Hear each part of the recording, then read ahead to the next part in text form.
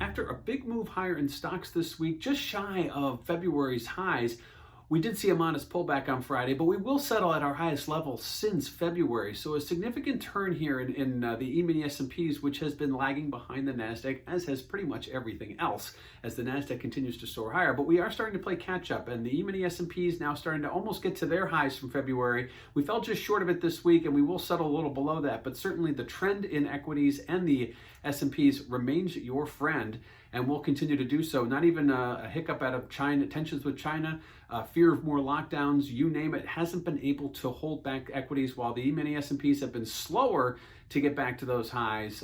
Certainly we are now starting to gather some steam. So the trend is your friend in equities, despite the fact we saw a modest pullback today. Doesn't take anything away from the fact that we're going to see that when we look forward down the road, continuing higher.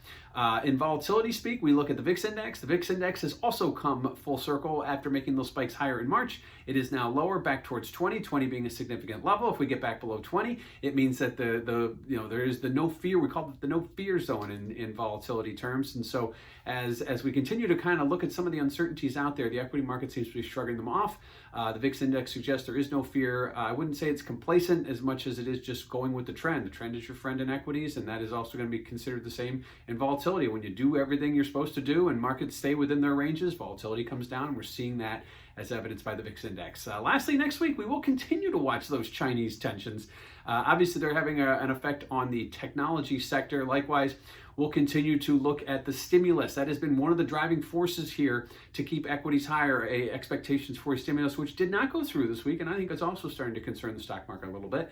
But I think eventually it will get something, and it knows that.